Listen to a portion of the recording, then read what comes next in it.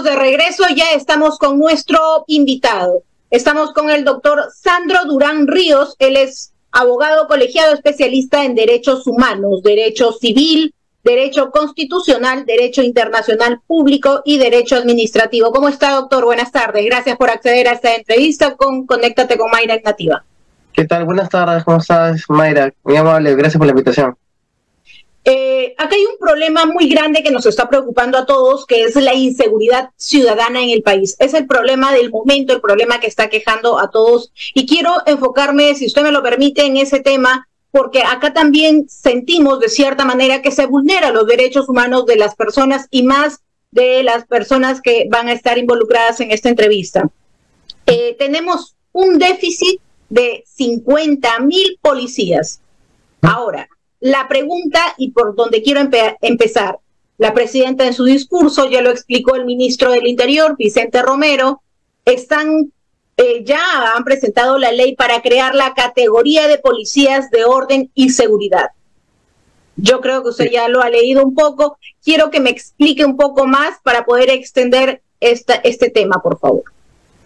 Bueno, saludos a todos sus oyentes. Miren, lo que sucede en el caso de lo que ha explicado la presidenta Boluarte ha sido pues un acto, vamos a decir, político, de poder ella sostener, ¿no?, la idea de tener policías al margen de la estructura que establece la ley de la Policía Nacional del Perú. ¿Qué sucede en el caso de que esta estructura se vaya a establecer, ¿no? Lo que está haciendo es un acto populista, en realidad, ¿no?, con todo el respeto, ¿no?, porque cada abogado tendrá su opinión sobre esta posición que tiene la presidenta, pero para esto ya existe en nuestro ordenamiento jurídico lo que viene siendo el decreto legislativo 1095, y que habla sobre las reglas del uso de la fuerza y especifica todas las características que debe tener la Policía Nacional en coordinación con las Fuerzas Armadas del Perú. ¿Qué es lo que sucede aquí? Lo que sucede aquí es que el verdadero responsable de la seguridad nacional, muy al margen que digamos que la presidenta va a asumir una responsabilidad política, es el general de la policía, el comandante Jorge Luis Angulo Tejada, quien si no ha tenido... Por descifrar colores en contra del terrorismo. Eso es el único mérito que tiene el general de la Policía Nacional del Perú. Ahora, sí, si usted me lo permite, para poder redondear la idea, lo que quiere decir prácticamente esta ley es captar a los jóvenes que salen de las Fuerzas Armadas y que puedan tener un año de preparación para ser policías, sean personas que están saliendo de las Fuerzas Armadas o que ya sean retiradas, que hayan cumplido, ¿no?, sus 2 años como se estipula para ser licenciados en retiro. Esto, ¿qué forma tiene dentro de la Policía Nacional del Perú? Porque quieren capacitarlos por 1 año para que puedan ser parte de la policía y darles un contrato de 3 años. Lo que pasa es que ya creo que todos hemos dado cuenta a nivel nacional que ya la policía hace un trabajo medio, y vamos a decir regular, para no decir malo, para algunas personas en los efectos de la investigación. No tiene preparación, no está en la capacidad de la policía, lamentablemente. Entonces, ¿cómo es posible que quieran imponer una estructura fuera del margen ya de la Policía Nacional para crear policías que ni siquiera van a tener un orden directo? Ojo, que ahí hay mando indirecto. O sea, lo que quieren hacer es establecer un orden que no es ad hoc, ya que no está establecido en una regla, que solamente va a ser temporal, y encima el contrato es temporal. La seguridad ciudadana en ningún país es temporal. Pero más precisando a ello, el propio decreto legislativo 1095, que debe ser cumplido este señor, el comandante, me parece que en tema de seguridad, bueno, tal vez terrorismo, habrá hecho un trabajo forzado, pero en el caso de lo que viene siendo la seguridad ciudadana, creo que no lo ha hecho. ¿Y por qué no lo ha hecho? Porque el propio decreto legislativo dice que hay coordinación. ¿Con quién? Con el Centro del Derecho Internacional Humanitario. ¿Y quién es el que maneja el Centro Internacional Humanitario? El coronel de la FARC, Eric Ronald Ramírez Valle. Lo que sucede aquí es que esa propuesta de la presidenta Boluarte es una, ¿por qué le digo populista o política para salir del tema de la seguridad ciudadana que está pésima en el Perú? Porque la capacitación que debe hacer la policía la debe hacer mediante este Centro de Derecho Internacional Humanitario y Derechos Humanos, que está manejada por la Fuerza Aérea, en este caso.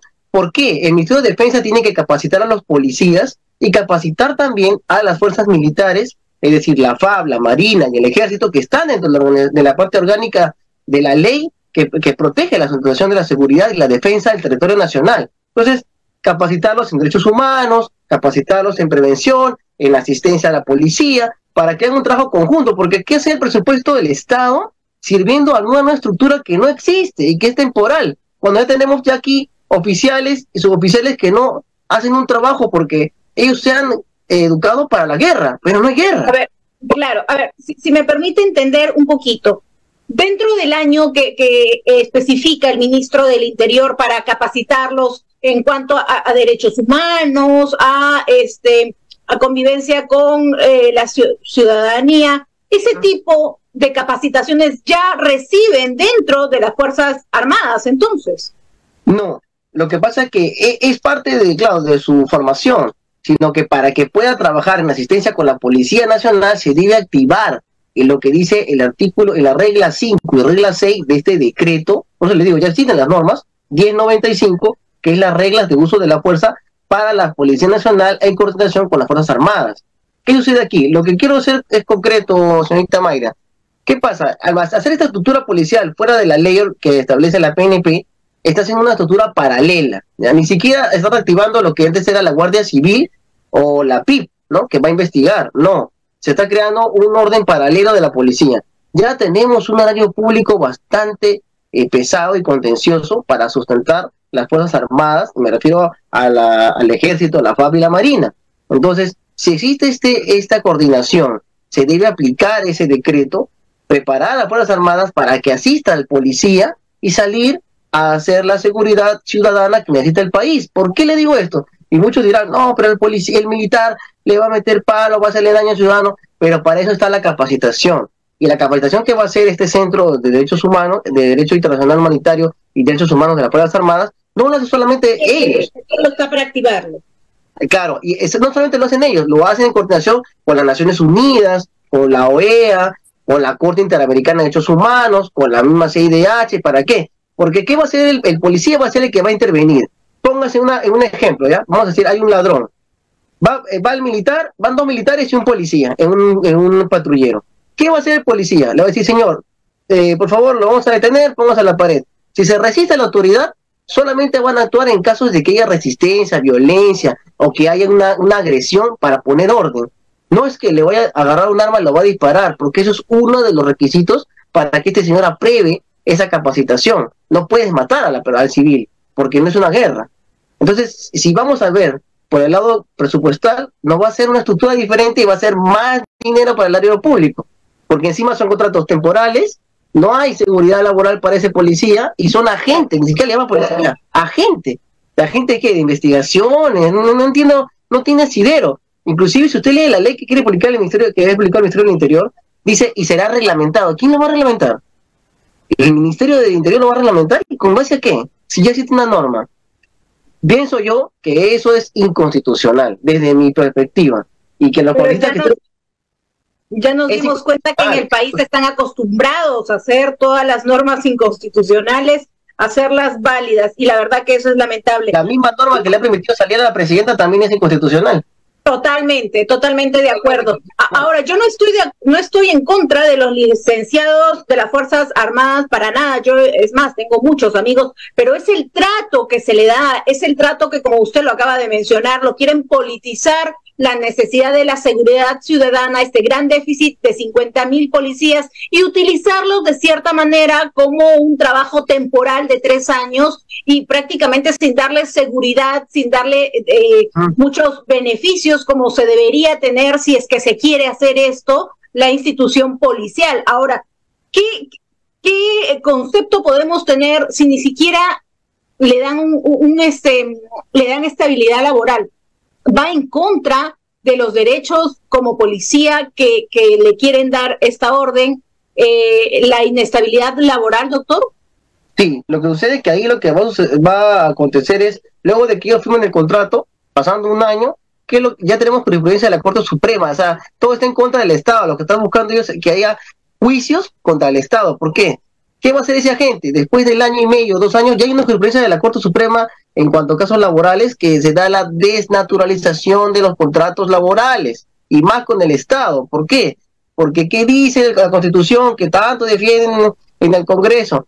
Que el Estado tutela los derechos laborales de los ciudadanos. Entonces, como el Estado tutela, es decir, protege, no puede dejar de conocer que hay una desnaturalización de un contrato laboral. Por lo tanto, van a pasar a una ley, seguramente al 728, o otra ley dentro del organismo del PNP. Entonces, ¿para qué ocasionarle problemas al Estado?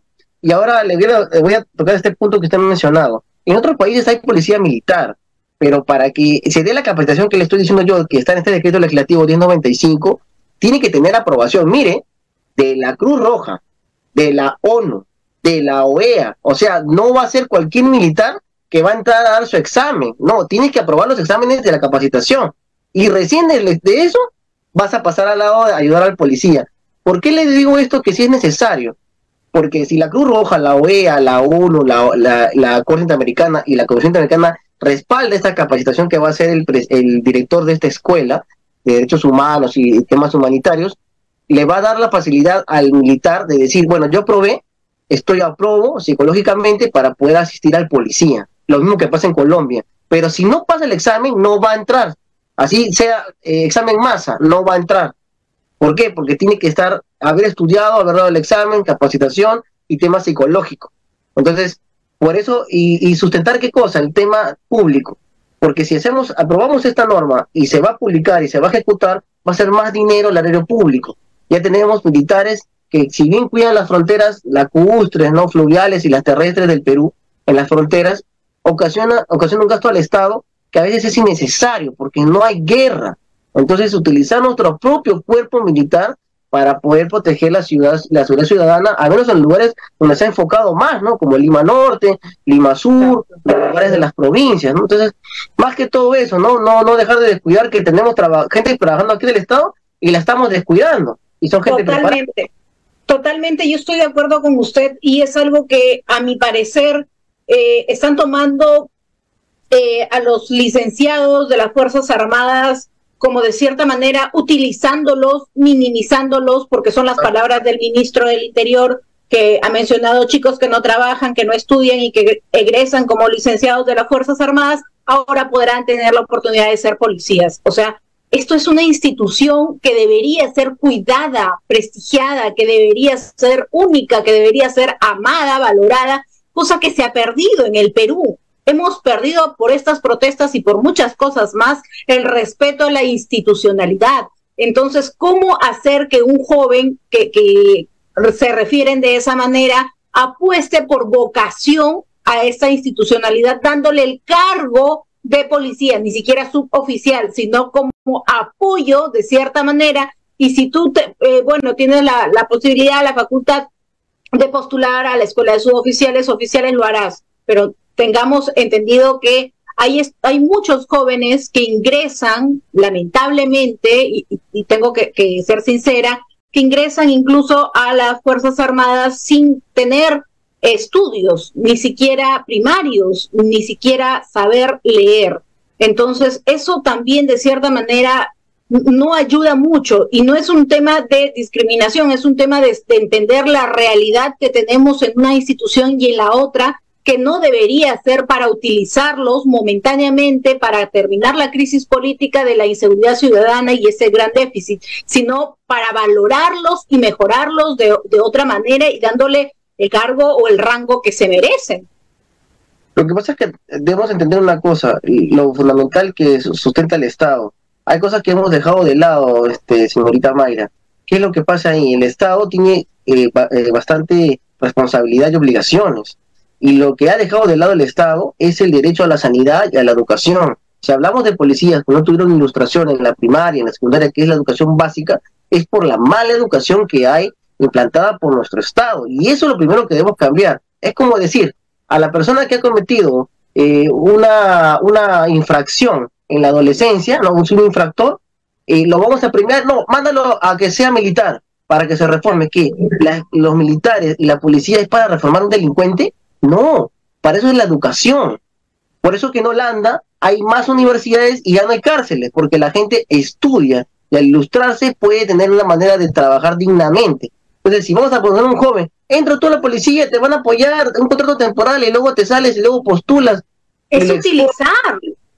Es utilizar, y además, mire, eso la Corte Interamericana ya lo ha sentenciado en el caso de Nicaragua, ya que se utilizaron agentes de fuerza en el Estado como paramilitares. O sea, si esos accionan, pueden ser denunciados por paramilitarismo del Estado y se va a accionar el sistema interamericano. Entonces, más denuncias de la Corte Interamericana contra el Perú. ¿Y quién sustenta esos gastos? Nosotros, los peruanos, otra vez sentenciados. Ahora quiero ir con algo que usted acaba de mencionar. Estas protestas nos ha dejado informes internacionales de Amnistía, de la Comisión de Derechos Humanos, donde menciona represión y fuerza, violación de cierta manera de los derechos humanos por parte de la Policía Nacional del Perú y de las Fuerzas Armadas. ¿Cómo institucionar o cómo relacionar estas instituciones que ya han cometido de cierta manera en los ojos internacionales una falta, en algunos casos hasta delitos? Se va a tener que investigar estos procesos para poder darle más de lo mismo a la ciudadanía, de permitirles darles seguridad a quien ya no confían. Mire, lo que sucede aquí también es algo que nos deja a todos perplejos, ¿no? La mayoría de ciudadanos pensamos que las fuerzas del orden son para poner orden social. Lo que pasa es que el poder político, y me refiero al Ejecutivo, sea quien gobierne de turno, de izquierda o derecha, porque ya sabemos que cuando llegan al poder pierden las ideologías políticas, tanto de derecha como de izquierda. Se trata de quedarse en el poder, y la teoría de Montesquieu tenía razón, ¿no? La división de poderes no va a nunca diferir entre la lucha del poder, ¿no? De tener el poder. Y eso es lo que se ve en el Ejecutivo. Entonces tenemos una presidenta que, si bien ha sido por sucesión constitucional, ha querido reprimir de manera inadecuada a la población, sobre todo en el sur. Y ha utilizado una institución como es la PNP, no es sagrada, porque no es que es una institución que nos protege. Bueno, es una institución del Estado. Tuvo errores como tiene aciertos. La PNP y los militares. Y lo ha utilizado para hacer daño a ciudadanos que son peruanos igual que ellos. Pero yo quiero darle la responsabilidad, señorita Mayra, al poder político, porque ha utilizado al Ministerio del Interior y al Ministerio de Defensa, mediante la Policía Nacional y los militares, para hacer daño a sus mismos ciudadanos. Los responsables políticos están en el Ejecutivo. No son los policías que caminan alrededor de nosotros. Hay malos y buenos policías, como hay buenos y malos funcionarios públicos, y nadie los sanciona, ¿no? Son órdenes políticas que han recibido, y por eso se ha manchado esta institución. Órdenes políticas por parte de los comandantes generales del mismo ministerio y del gobierno de la señora. Lo que no sabe la presidenta Boluarte, señorita Mayra, es que ella va a tener que pasar un proceso ante la Corte Interamericana, y ya lo están haciendo. ¿Y quién va a ser sancionado? El Estado peruano, porque ella no va a dejar de tener su responsabilidad por los hechos cometidos en el sur, ¿ya? Ella dice que no tiene comando. Eso no es verdad. La Constitución claramente lo dice, y de la norma madre lo dice, ni siquiera la estamos inventando en un reglamento, que ellos tienen su propio comando. Ella es la jefa del comando conjunto de las Fuerzas Armadas. Ella pudo llamar y decir, no hagan eso. Yo no estoy en contra de que digan de que se han protegido los aeropuertos, porque son entidades del Estado y se ha disparado a los que han... Primero la vida del ser humano, doctor. Pero no puede...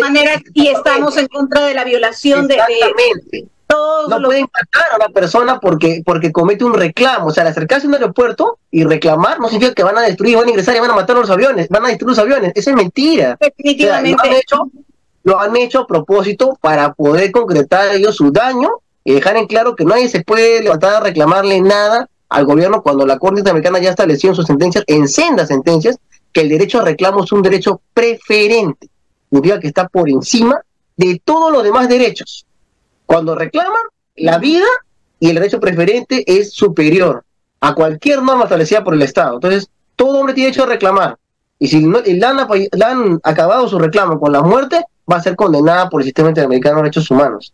Y eso esperemos que pase, porque creo que el Perú quiere justicia. Los deudos también. Hay muchos fallecidos, muchas muertes que se han tenido en estas protestas, y algunos de ellos que ni siquiera eran partes, como niños y jóvenes que solamente tuvieron el mal momento de pasar por donde estaban haciendo este tipo de hechos. La verdad que lamentable. Doctor, muchísimas gracias por esta entrevista. Muchas gracias. La historia la condenará la presidenta, señorita Mayra. Muchas gracias. Esperemos que así sea. Gracias, muchísimas gracias.